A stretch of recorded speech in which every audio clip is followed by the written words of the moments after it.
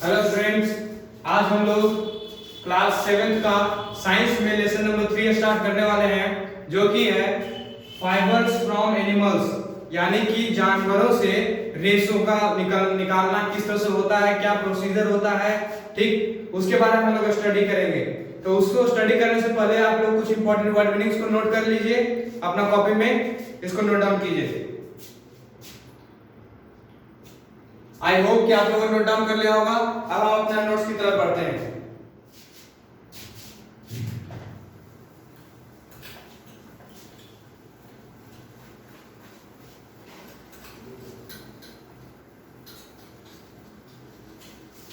तो स्टूडेंट्स, सबसे पहले तो हम ये जानेंगे कि हम लोगों को इसमें पढ़ना क्या है। हम लोग को इसमें किस चीज के बारे में स्टडी करना है वो सबसे पहले देखेंगे।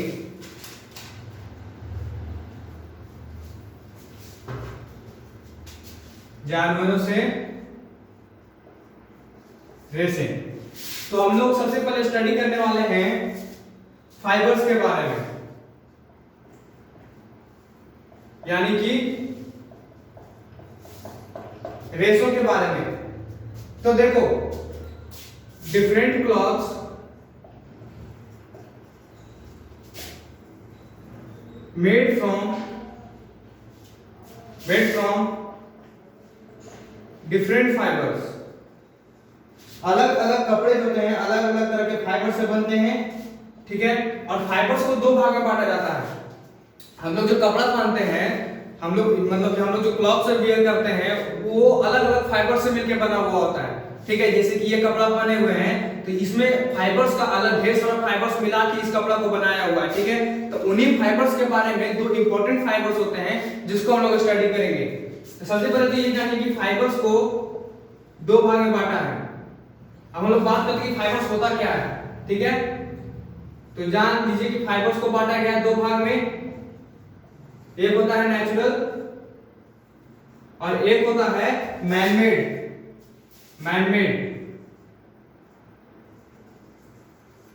क्या क्या हो गया, एक हो गया नेचुरल, एक हो गया मैनमेड।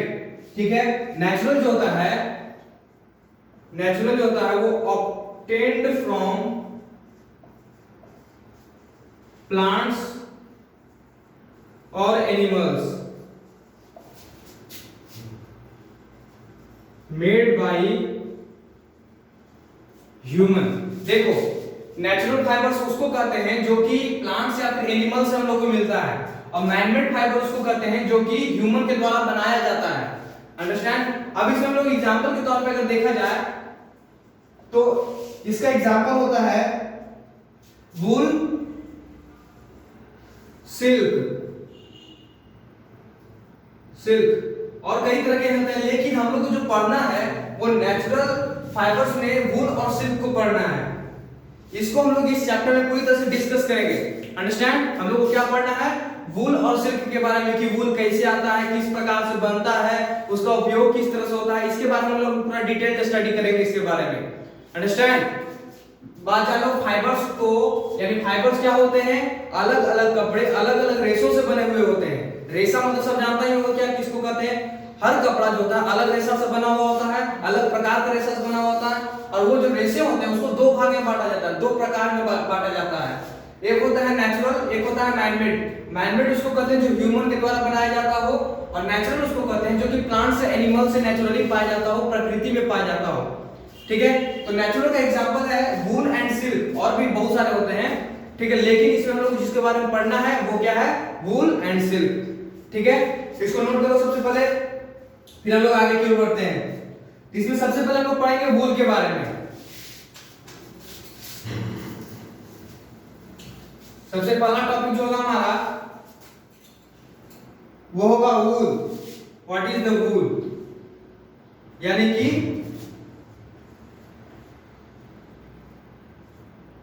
कि ऊन। ठीक है, अब देखो ऊन को सुनते ही आप लोग के मन में आ गया होगा उसका फिगर। तो ये होता क्या है,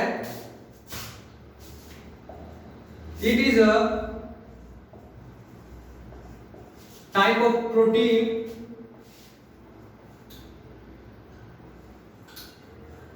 on the animal's body which trap air in it, which trap air in it. Animals, example, sheep, goat, yak, camel, etc. Understand? देखो वूल क्या होता है, ये एक तरह का प्रोटीन होता है। अभी हम लोग जानते हैं कि एक फाइबर है, ठीक है। अब ये बनता किस तरह से, तो देखो जो मतलब जानवर जो है, कुछ इंपॉर्टेंट जानवर जैसे कि सीप हो गया, गोट हो गया, याक हो गया, कैमल हो गया, यानी कि भेड़, बकरी, ऊंट, फिर एक याक हो गया। याक एक जानवर का नाम है, ठीक है। तो इसमें क्या होता है, इसका शरीर के ऊपर एक थिक कवरिंग होता है, यानी कि ये जानवर के ऊपर एक थिक कवरिंग होता है, जैसे कि सीप के ऊपर। तो सीप के ऊपर एक थिक लेयर होता है, उस लेयर को कहा जाता है फ्लीस, ठीक है। वहां पर ये लोग में एक प्रोटीन की तरह एक स्ट्रक्चर होता है जो कि अपने अंदर एयर को ट्रैप करता है, यानी कि हवा को पकड़ता है। जिससे देखो मान के अगर बैलून है, अगर बैलून को रखा जाए, ठीक है, और बोले कि बैलून अगर एयर ट्रैप कर लिया है, इसका मतलब बैलून फूल चुका है, ठीक। उसी तरह से प्रोटीन जो होता है एयर को ट्रैप करता है और फूल जाता है, और वो फूलने के बाद कारण क्या बन जाता है, वूल बन जाता है। अंडरस्टैंड? वूल बन जाता है। फिर वूल से लेकर उसको फाइबर तक बनाने का जो प्रक्रिया होता है, उसको हम लोग यहाँ पे स्टडी करेंगे। अंडरस्टैंड? समझ में आया सबको किसको कहते हैं?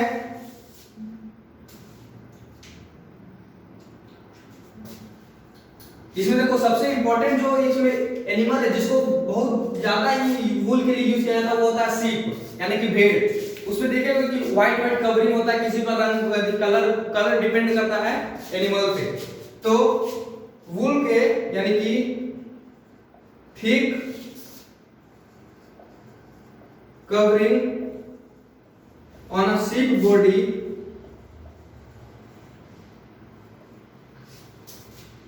called fleece. Understand? शीप के यानी अभी हमको बताया कि भेड़ के ऊपर का जो शरीर होता है उस पे एक कवरिंग होता है, मोटा कवरिंग होता है, जिसको फ्लीस कहा जाता है। वहां पे प्रोटीन होता है, वो प्रोटीन क्या करता है, एयर को अपने अंदर ट्रैप करता है। जिस तरह से बैलून एयर अपने अंदर ट्रैप करके फूल जाता है, उसी तरह से प्रोटीन अपने अंदर एयर ट्रैप करके वो फूल जाता है, ठीक। और फिर वो वूल का फॉर्मेशन करता है। सबसे इंपॉर्टेंट, बहुत देखो अलग अलग जाति होता है, भेड़ का अलग अलग जाति, अलग अलग प्रकार का वूल प्रोड्यूस करता है, लेकिन जो सबसे इंपॉर्टेंट होता है, सबसे मोस्ट कॉमन जो है या फिर mostly used sheep for wool is merino sheep. Understand? जो सबसे ज्यादा यूज करने वाला जो sheep का जो जाति होता है वो merino sheep होता है, जो कि फाउंड इन स्पेन, जो कि स्पेन में पाया जाता है। अंडरस्टैंड? वूल समझ में आ गया आप लोगों को? एक प्रोटीन भेड़ होता है, उसका शरीर पे जो मोटा कवरिंग होता है उसको फ्लीस कहते हैं। उस फ्लीस पर एक प्रोटीन होता है जो कि अपने अंदर एयर को ट्रैप करता है, हवा को अपने अंदर भरता है, जिसके कारण वो फूल जाता है। फूलने के बाद वो वूल बनाता है, ऊन बनाता है, ठीक है। जो मोस्टली यूज शीप होता है वूल के लिए वो मेरिनो शीप होता है। मेरिनो एक जाति है शीप का जो कि स्पेन में पाया जाता है। अंडरस्टैंड? अब उसके बाद आते हैं और कि कौन कौन से एनिमल्स से हम लोग इसको गेट करते हैं, पाते हैं। देखो यहाँ पे बताएं कि शीप का जो जाति मेरिनो शीप से मिलता है, उसी तरह से जो याक होता है, याक से मिलता है। और गोट जो होता है उसका जो जाति होता है उसका नाम है angora and cashmere. Angora and cashmere goats. Understand? फिर उसके बाद आता है बात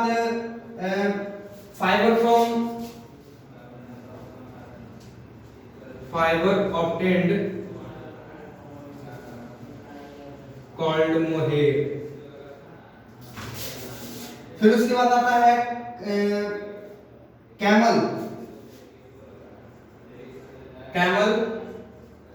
फर एंड रैबिट, अंगोरा रैबिट।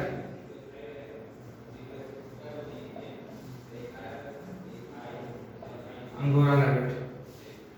देखो अभी हम लोग बात किए कि जो सीप का जो सबसे कॉमन सीप है जिससे हम लोग ये फ्लीस को या फिर वूल को जो ऑब्टेन करते हैं वो सीप का नाम क्या है?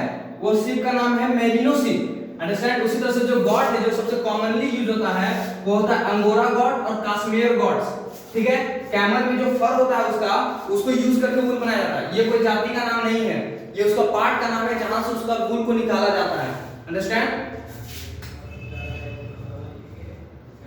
Part of camel body. Camel की बॉडी का पार्ट होता है जहां से वूल को निकाला जाता है और रैबिट का जो जाति होता है वो होता है अंगोरा रैबिट। अंडरस्टैंड? इतना समझ में आ गया सबको? अब हम लोग बढ़ते हैं नेक्स्ट टॉपिक पे।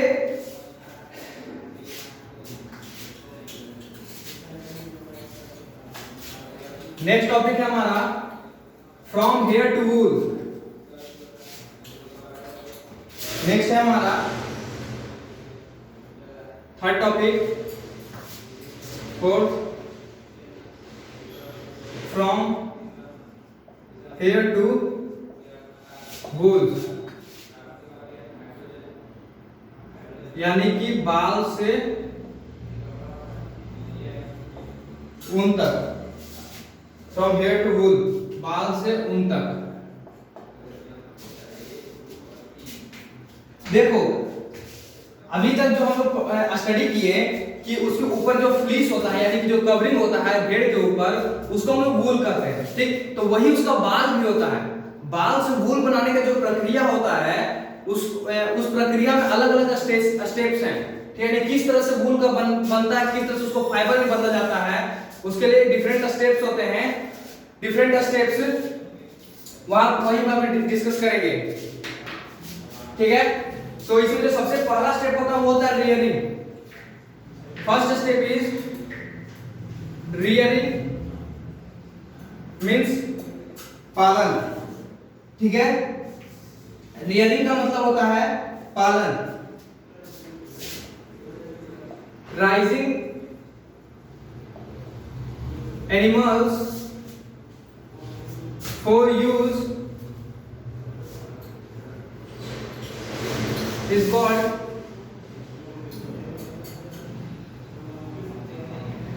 rearing। ठीक है? देखो अभी हम लोग पूरा प्रोसेस को भी राइट कर लेते हैं फिर उसके बाद एक साथ इसको समझेंगे। सेकेंड इज shearing मींस बाल काटना।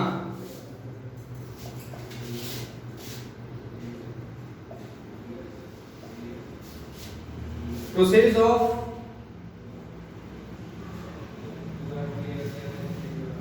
removing fleece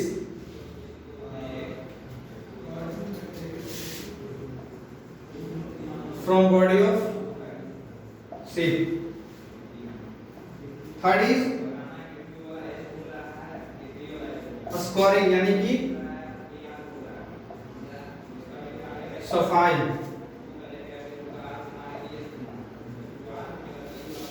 Washing the sheared wool with soap water to remove dust, grease, etc. Then dried and passed through rollers। Fourth is sorting।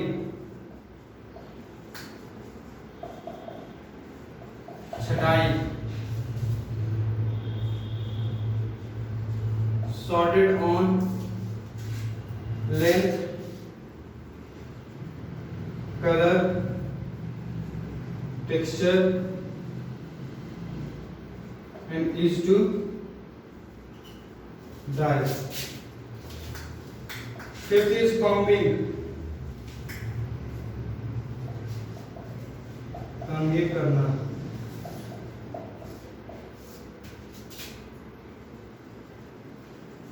Combed to pull pull the fiber into alignment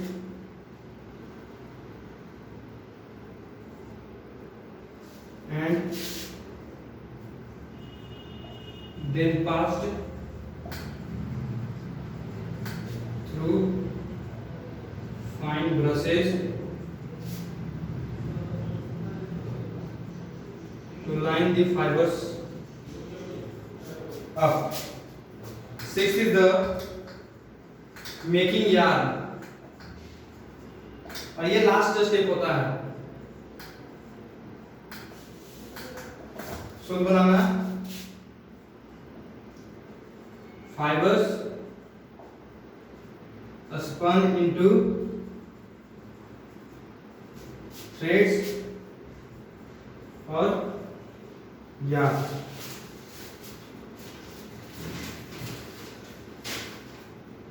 देख अब इस step में हमने क्या बात किया, इसमें बोले कि जो वूल से एयर से लेके वूल तक जो बनने का जो प्रक्रिया होता है, सबसे पहले नोट करो इसको आप लोग.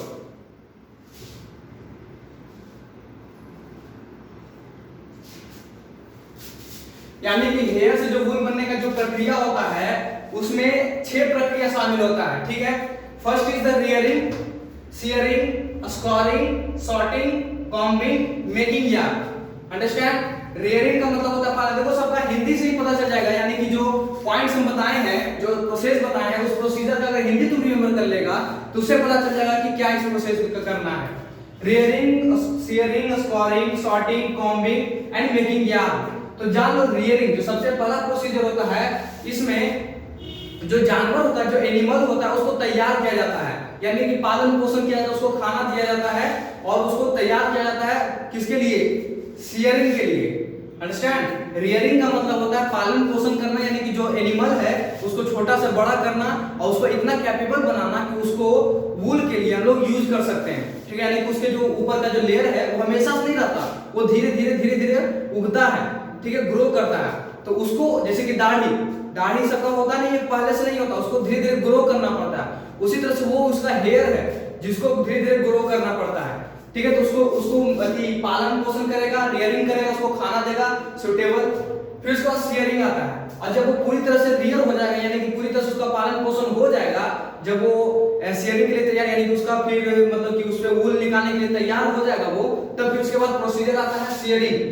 उसको क्या कहा जाता है? उसका जो बाल होता है, हेयर होता है, ऊपर वाला जो फ्लीस होता है, हम बताते हैं कि उसके ऊपर थिक लेयरिंग होता है. उस लेयरिंग पे ऊपर प्रोटीन होता है, प्रोटीन एयर ट्रैप करता है, फिर वूल बना देता है. तो वो लोग क्या करते हैं? उस फ्लीस को, उस मोटी चमड़ी को, लेयर को सीयरिंग से या ट्रिमर वगैरह से निकाल देते हैं. ठीक है. ट्रिमर या फिर सीयरिंग मशीन से निकाल देते हैं. तो उस प्रोसेस को हम लोग कहते हैं सीयरिंग. फिर उसके बाद आता है स्कॉरिंग, यानी सफाई. अब उसके पास जो वूल आया है, यानी उसको फ्लीस को निकालने के बाद जो वूल उसके पास आया है, उसको क्या करते हैं वो लोग? साबुन वगैरह से, सर्फ वगैरह से धोते हैं, डिटर्जेंट से उसको धोया जाता है. ठीक है. धोने के बाद उसको सुखाया जाता, धोया जाता है. उसमें जितना भी डस्ट पार्टिकल है, जैसे कि जानवर एनिमल है, वो एनिमल में डस्ट पार्टिकल्स तो होगा ही, बाल में डस्ट पार्टिकल तो होगा, जैसे कि हम लोग का बाल में होता है. ठीक. तो उस डस्ट पार्टिकल को फिर धोया जाता है, और धोने के बाद उसको एक रोलर में से पास किया जाता है उसको सुखाने के लिए. ठीक. सुखाने के बाद उसको एक रोलर में से पास किया जाता है. अंडरस्टैंड. फिर उसके बाद आता है सॉर्टिंग. अब देखो वो जो फाइबर निकलता है उसमें कोई अलग कलर का, जैसे कि हम लोग का बाल है, बाल में 2 कलर होगा, ब्लैक हो सकता है, रेड हो सकता है, व्हाइट हो सकता है, ये सब अलग अलग कलर हो सकता है. उसी तरह से उन लोग का भी बाल में अलग अलग कलर होता है, अलग अलग लंबाई होता है. ठीक है. अलग अलग टेक्सचर, अलग अलग बनावट होता है. ठीक है. तो वो सबको छाटा जाता है, यानी एक कलर का एक तरफ, एक लंबाई का एक तरफ, एक टेक्सचर का एक तरफ. ठीक है. इस तरह से उसको छाटा जाता है. छाटने के बाद फिर उसको कॉम्बिंग किया जाता है. फिर उसके बाद जो अलग अलग पार्ट बना, जैसे कि मान चले एक कलर वाला, यानी एक रंग का जो जितना भी है वूल है, सबको लाया गया, उसमें कॉम्बिंग किया, उसको ठीक से सीधा किया गया. उसका जो मतलब कि जो वूल वगैरह है, जो फाइबर है, अब वो फाइबर बन चुका फाइबर जो है उसको ठीक किया जाता है. ठीक है. फिर उसके बाद आता है मेकिंग यार्न. अब जब पूरी तरह से वो अलाइनमेंट हो जाएगा, यानी देखो जो हम क्या बोले, कॉम्बिंग का मतलब होता है जो हम लोग अलग अलग किए हैं, यानी जैसे कि अलग रंग का, अलग टेक्सचर का, अलग लंबाई का जो किए हैं, उसको लाकर उसको एक थीन ब्रश से पास किया जाता है ताकि वो सीधा रहे. ठीक है, सीधा किया जाता है, उसको सूटेबल बनाया जाता है। फिर उसके बाद मेकिंग यानी शुद्ध बनाना। अब उसके बाद जो फाइबर होता है वो पूरी तरह से तैयार हो चुका होता है, उसको एक लेयर पे लपेटा जाता है, लपेटने के बाद वो वीविंग के लिए, नीटिंग के लिए तैयार होता है। नीटिंग मतलब कि बुनाई वगैरह के लिए वो तैयार हो जाता है। अंडरस्टैंड क्या प्रोसीजर है?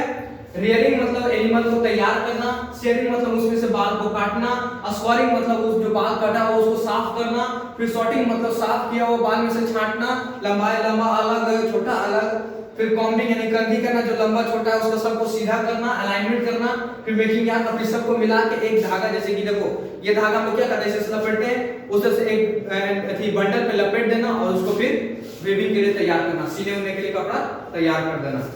ये है प्रोसीजर पूरा वूल से फाइबर निकालने का। अंडरस्टैंड?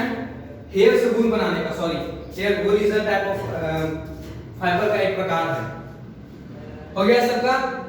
राइट हो गया। अब देखो हम लोग वूल किसके बारे में बात कर रहे थे? शीप के बारे में बात कर रहे थे, वूल के बारे में बात कर रहे थे, ठीक है। ये सब प्रोसीजर एक शीप में होता है, ये बात को सब ध्यान में रखिएगा। ये जो जितना प्रोसीजर अभी हम बताए हैं वो शीप में होता है, जरूरी नहीं कि शीप में ही, ये शीप में भी होता है और मतलब कि बाकी एनिमल्स में भी होता है। लेकिन स्पेशली देखिए आप लोग का बुक में एक फिगर भी होगा, आप लोग का बुक में एक फिगर होगा शेयरिंग के बगल में, जिसमें कि शेयरिंग एक मैन होगा, उसको पकड़ के एक शीप को पकड़ कर उसको शेयरिंग कर रहा होगा, उसको बाल को काट रहा होगा। देख लीजिए शेयरिंग किस तरह से होता है, शेयरिंग का मशीन से होता है, ठीक है। तो ये हो आप लोग का। अब उसके बाद आता है हम लोग सिल्क के बारे में। वूल का सबको समझ में आ गया। वूल क्या है? फाइबर का एक एग्जांपल है। फाइबर क्या है? फाइबर एक तरह का रेशा है जो कि अलग अलग प्रकार के कपड़ों में अलग अलग होता है, ठीक है। अब हम लोग बात करने वाले हैं सिल्क के ऊपर। Now we will talk about silk formation.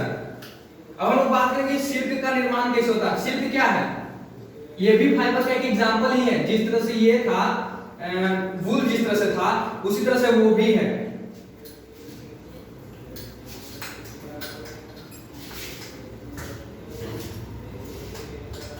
जैसे कि देखो ये सब है क्या, जैसे कि मान लो ह्यूमन में क्या होता है, ह्यूमन है उसमें से सबका अलग अलग नेम है, ठीक है। बॉय है, गर्ल है, श्याम है, राम है, उससे सबका अलग अलग नेम होता है। उसी तरह से फाइबर है, फाइबर के अंदर भी सबका अलग अलग नेम है, वूल है, सिल्क है, इस तरह से, ठीक है। तो इसका प्रोसीजर कैसे तैयार होता है फाइबर, उसको हम लोग स्टडी करेंगे। अब हम लोग बात करने वाले हैं सिल्क पे। किसके बारे में? सिल्क। फिफ्थ जो होगा वो होगा सिल्क यानी कि रेशम। तो देखो सिल्क जो होता है इसका कुछ प्रॉपर्टीज हम लोग लिखते हैं। सबसे पहला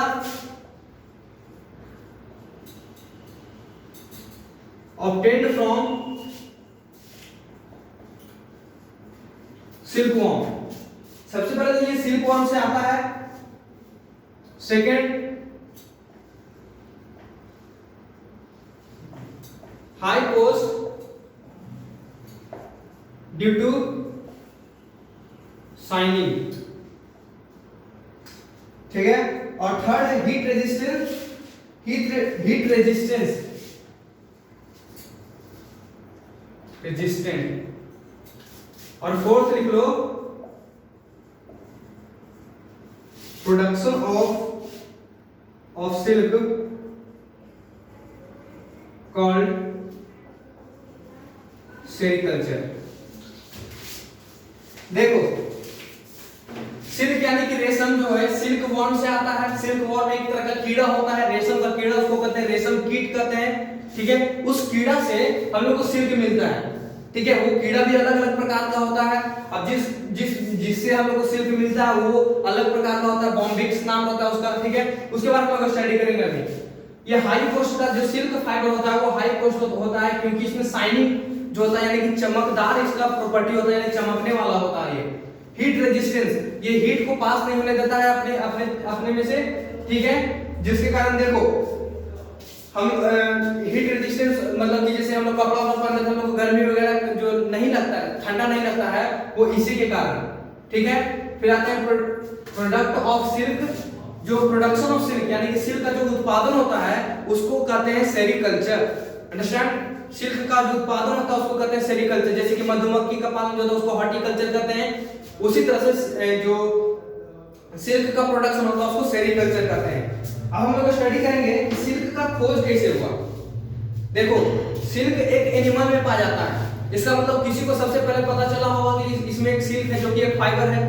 वूल तो एनिमल का ऊपर वाला भाग में मिलता है, ठीक है, जिसके कारण सबको लगा कि इसको हम लोग यूज कर सकते हैं, उसको यूज किया। सिल्क का खोज कैसे हुआ, तो सिल्क का खोज का स्टडी हम लोग अभी करते हैं। इसको नोट कर लो सबसे पहले, नोट हो गया। हम लोग स्टडी करेंगे डिस्कवरी ऑफ सिल्क, सबसे पहले उसके बारे में राइट करेंगे और फिर आगे डिस्कस करेंगे। 6 टॉपिक हमारा डिस्कवरी ऑफ सिल्क, यानी कि रेशम की खोज, रेशम की खोज, ठीक है। In China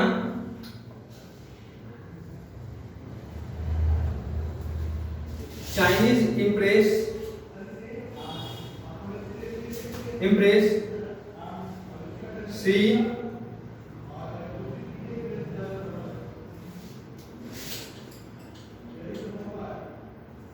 Lungchi seated in Chinese impress Shi Lungchi seated in garden, then a cocoon dropped into her cup of tea. She put it out.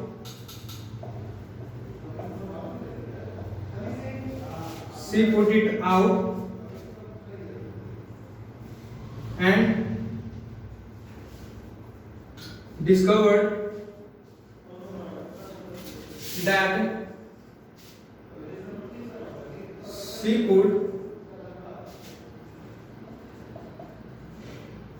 unwind a tangle of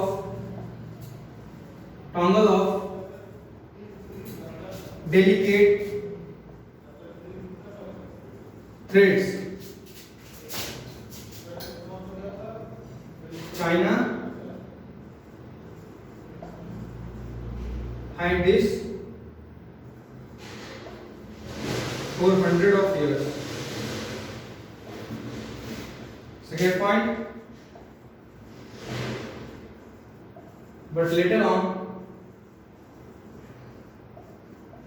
traders find this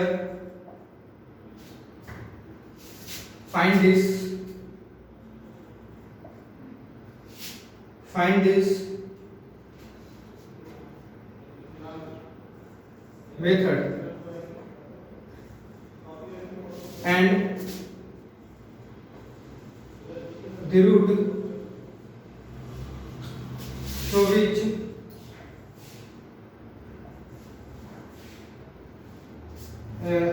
which traders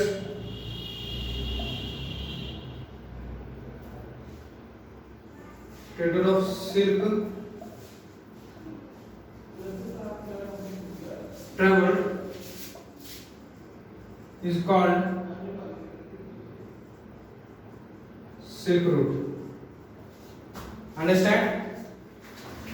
देखिए अगर बात करते कि silk का खोज किस तरह से हुआ, तो सिल्क का खोज का ये पूरा कहानी है। इसमें क्या कर रहा है, इन चाइना हम बोलते हैं, जैसे कि चाइना में क्या हुआ, एक बार एक महारानी, चाइनीज एक महारानी, वो अपना गार्डन में बैठी हुई थी, ठीक। जब गार्डन में वो बैठी हुई थी तो उसके ऊपर से एक कोकून नाम का एक जीव ऑर्गेनिज्म जाके उसका टी में गिर गया, उसका चाय में गिर गया, ठीक है। वो चाय ली हुई थी, उसका चाय में गिर गया। अब वो क्या कि उस चाय को अपने हाथ से निकाल कर बाहर फेंकी, तो उसको ऐसा लगा कि इसमें से हम एक थ्रेड निकाल सकते हैं, ठीक है, इसमें एक टॉन्गल निकाला जा सकता है। इसमें वो कोई बोल रहा है she could unwind a tangle of delicate thread, यानी कि उसमें से एक मुलायम थ्रेड को, धागा को हम निकाल सकते हैं, ठीक है। तो ये बात को फिर पता चला चाइनीज लोगों को, तो चाइनीज लोगों ने क्या किया, उसमें से थ्रेड निकाला, ठीक। और वो थ्रेड जब निकला तो वही क्या कहलाया, सिल्क। इस तरह से इसका डिस्कवरी हुआ। जैसे कि वही बात है, एप्पल है, उसके नीचे न्यूटन बैठे हुए हैं और ऊपर से एप्पल गिरा और फिर न्यूटन का माइंड में आया ग्रेविटेशन के बारे में। अंडरस्टैंड? अब वही उसी तरह से डिस्कवरी ऑफ सिल्क हुआ। तो चाइना ने क्या किया, चाइना ने इस जो तरीका था यानी सिल्क किस तरह से प्रोडक्शन होता है सिल्क का, उसको 100 सालों तक छुपाए रखा। ठीक है, 100 साल तक, उससे भी ज्यादा।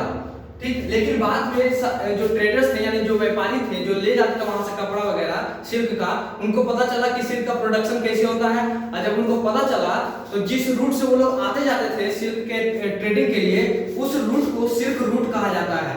अंडरस्टैंड? सोशल में आप लोग पढ़िएगा सिल्क रूट के बारे में। ठीक है, यहाँ पे एक छोटा सा डिफिनेशन, उसको सिल्क रूट यानी कि जो सिल्क का जो ट्रेडर होता था, जो सिल्क के लिए आता था जिस रूट से, जिस रास्ता से, उसको सिल्क रूट कहा जाता है। डिस्कवरी ऑफ इसका समझ में आया। अब हम लोग बात कर रहे थे कि सिल्कवर्म से किस प्रकार से सिल्क बनता है। ठीक है, हम लोग बात की कि सिल्कवर्म से सिल्क बनता है, तो उसमें किस तरह से बनता है। अब स्टडी करते हैं कि किस तरह से उसका बनता है, क्या क्या प्रोसीजर होता है उसमें। जिस तरह से हम लोग वूल में पढ़े थे कि शेयरिंग होता है, रियरिंग होता है, उसी तरह से हम लोग इसमें पढ़ेंगे सिल्क में।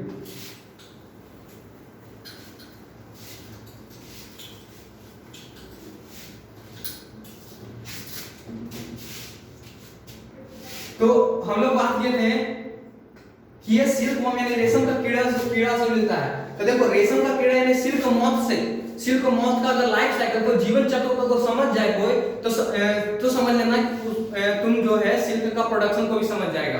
ठीक है, तो हम लोग उसी को समझते हैं क्या, life cycle of a silk moth, यानी कि रेशम कीट का जीवन चक्र। अंडरस्टैंड? अब इसमें क्या क्या होता है, बनाते हैं हम लोग।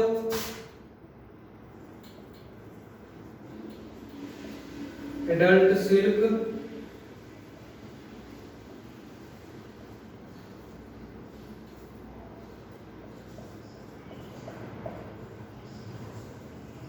eggs,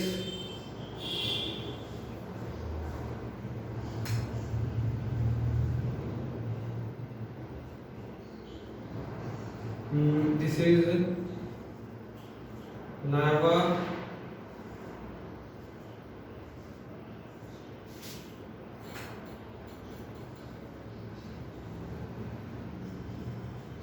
cocoon।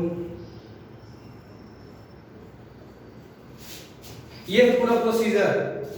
ठीक है, अब इस प्रोसीजर को समझने के पहले कुछ नोट्स है उसको राइट करेंगे और फिर उसके बाद आप लोग बताते हैं इसमें क्या करना है। तो सबसे पहले राइट करते हैं लोग paper,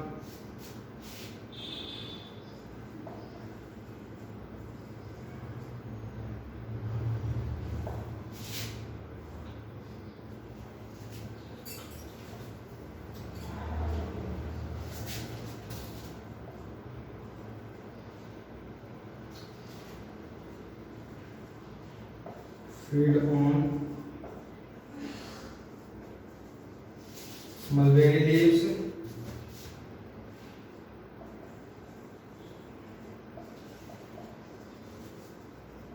this filament from glands on head,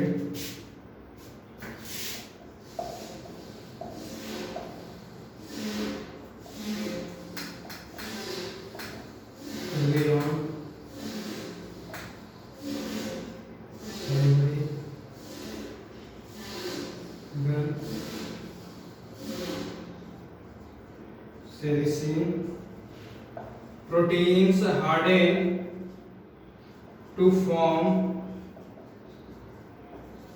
silk fibers when exposed to air. Make layer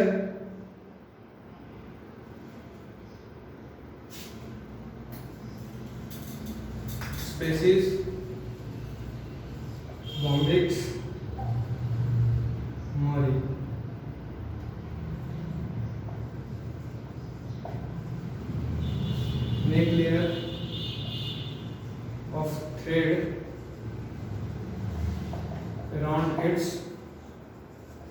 body.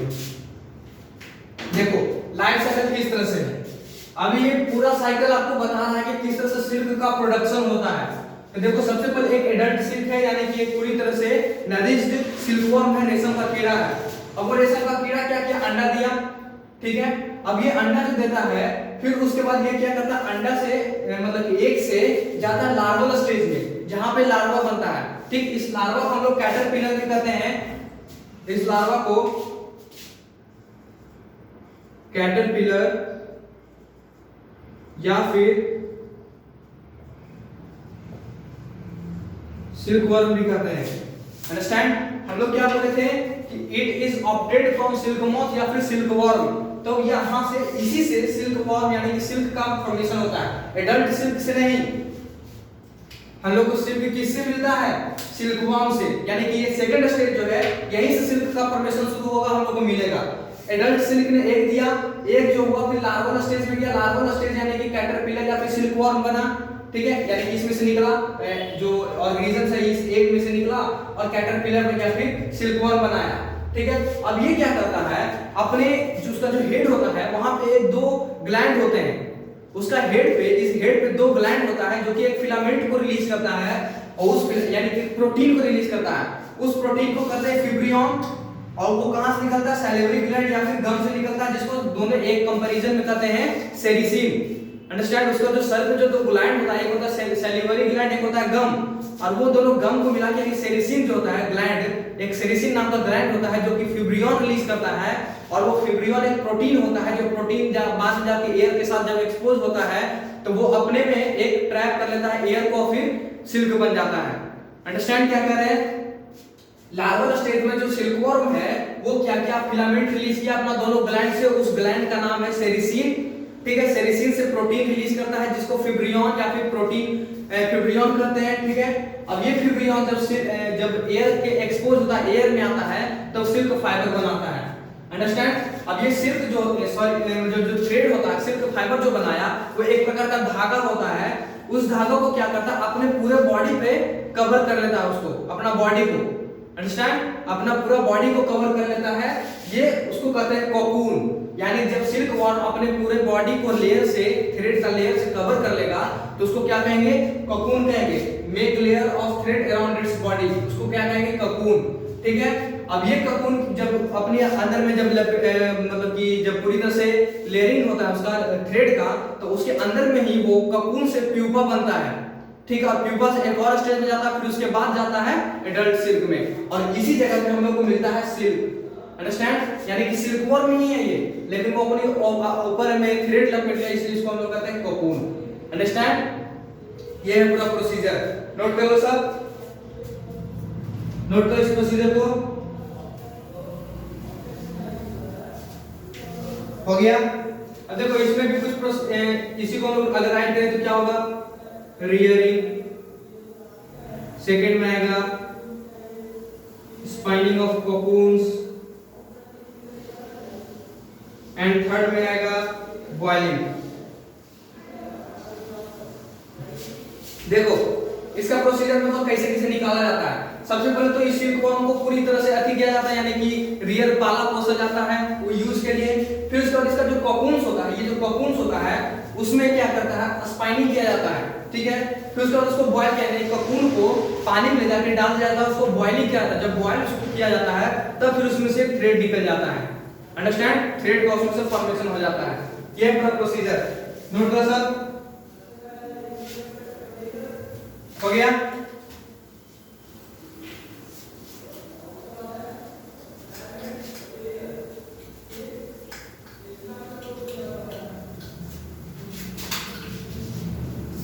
अब देखो हम लोग बात किए कि जो जैसे कि देखो ये कहां पर होता है, ये जो जितना प्रोसीजर बताएं, वूल का बताएं, सिल्क का बताएं, ये सब इंडस्ट्रीज में होता है, ठीक। अब उस इंडस्ट्रीज में इसका कुछ हजार्डस यानी कुछ खतरनाक भी होता है। क्या खतरनाक होता है, जैसे देखो इसको जब बॉयल करते हैं तो बॉयल के कारण कुछ एयर उसमें से निकलता होगा, कुछ वेपर निकलता है, वो वेपर शरीर में जाता है, वो इन्फेक्शन का कारण बनता है। तो उसके बारे में नोट करते हैं कि जो पीपल, जो वर्कर्स जो फैक्ट्री में काम करते हैं कोकून्स वगैरह के प्रोडक्शन में, उनमें किस तरह का बीमारी या इन्फेक्शन होता है।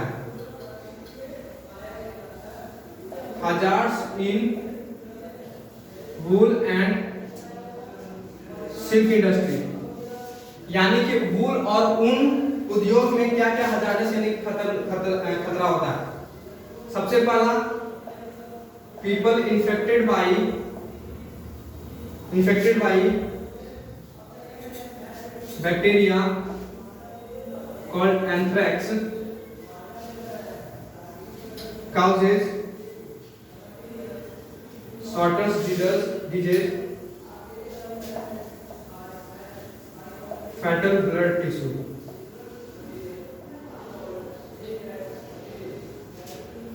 Second, inhale vapor from cocoon, boiling, cows,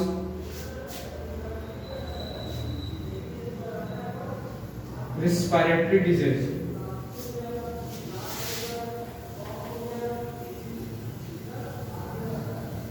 Machines make noise,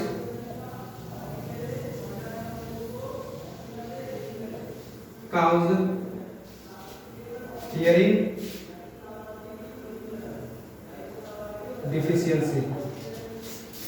अब देखो क्या क्या जाता है। सबसे पहला जो वूल वगैरह बनाते हैं तो उसमें एक बैक्टीरिया नाम का एंथ्रेक्स जो होता है, जब वो वूल वगैरह किया जाता है उसका, तो उसमें पीपल एंथ्रेक्स नाम का एक बैक्टीरिया से इन्फेक्ट हो जाता है, जो कि शॉर्टस डिजीज कहलाता है, शॉर्टर का डिजीज कहलाता है। ठीक है, ये ब्लड टिश्यू को मतलब कि फैटल कर देता है।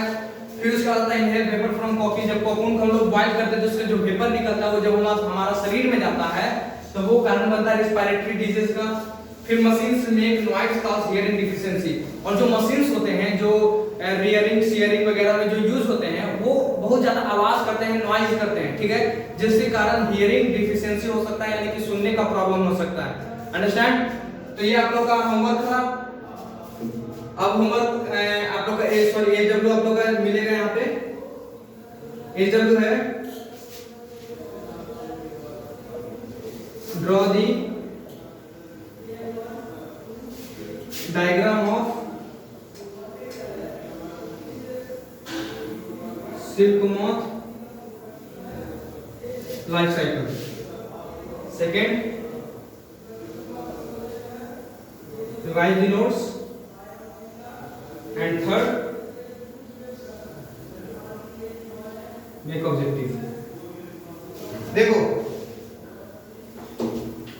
सबसे पहले तो आप लोग क्या कीजिएगा, जो हम जिस जगह पर सिल्क मॉथ का जो फिगर बनाए थे, इसके पहले सिल्क मॉथ का जो फिगर बनाए थे उसको आप लोग स्टडी बनाएगा अपना कॉपी में, बुक से देखकर बढ़िया से, जिस तरह से बुक में रहेगा उस तरह से आप लोग को बनाना है। फिर उसके बाद नोट्स को रिवाइज कीजिएगा, फिर ऑब्जेक्टिव अपना बनाते रहिएगा। ठीक है, तो पढ़ाई करते रहें। All the best.